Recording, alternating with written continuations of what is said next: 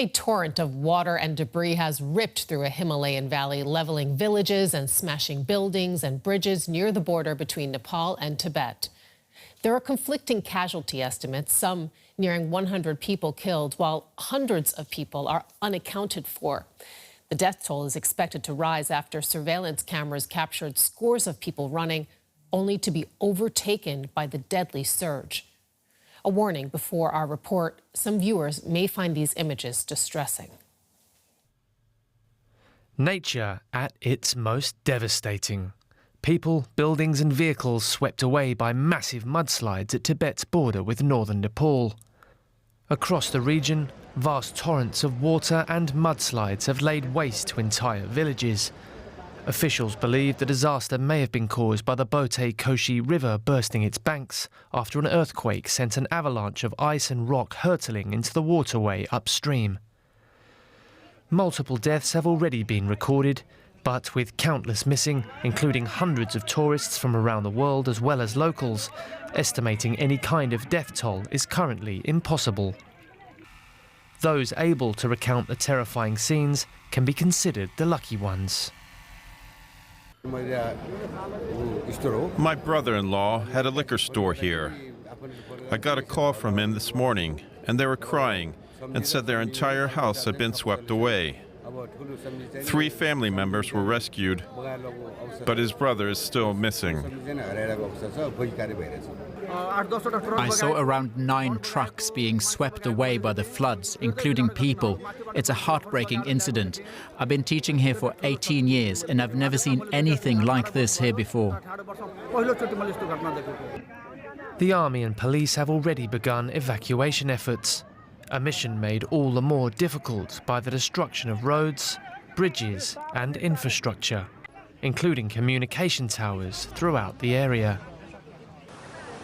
Conversations over the causes of the disaster, with human-induced climate change increasingly a factor in this region especially, are sure to follow. For now, however, Nepalese and Tibetans are focused on aiding survivors and salvaging what they can from the ruins.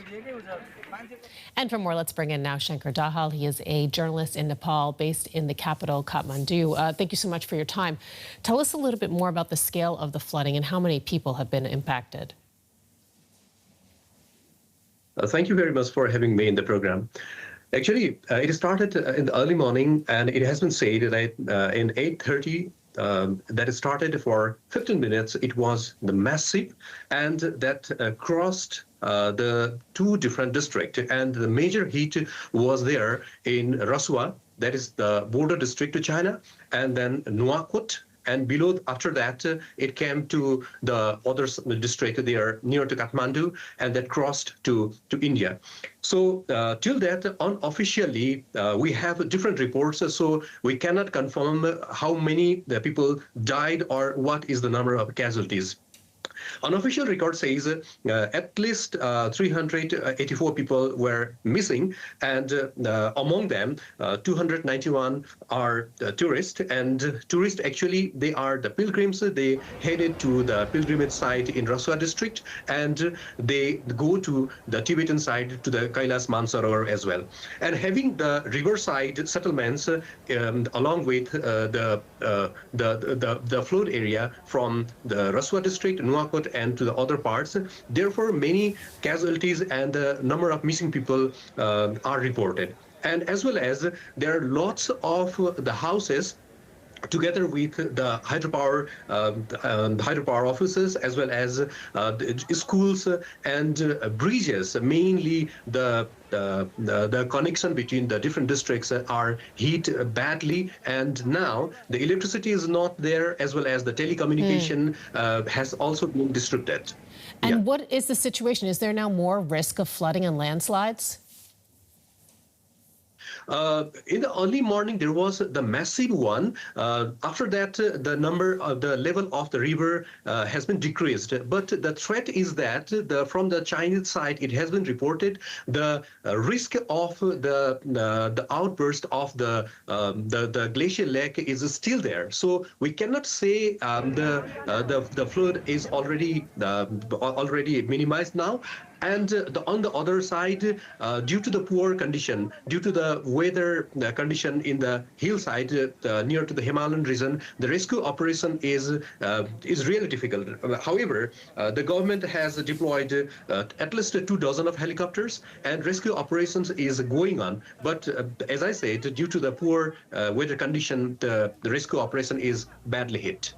We're seeing such dramatic images, we have to say. Can you give us a sense of what the conditions are like for those who are in the affected areas, and which areas are the hardest hit? Actually, near to the border side, the district called Raswa is badly hit. And on the other side, Nuwakot, right down from the Raswa side, is also badly hit. And, you know, in Nepal, due to the riverside settlements, the people are badly hit. And a city like the district headquarters is also hit due to having its settlement near to the riverside. And, you know, the official has been reporting from the affected side that almost the level of the water was more than 100 meters in height. So therefore, the nearby road and the hillside are also damaged. And people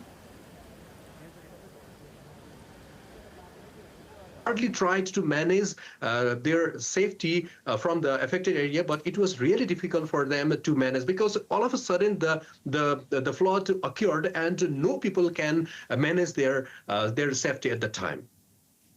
Shanker Dahal joining us. Thank you so much. We appreciate it.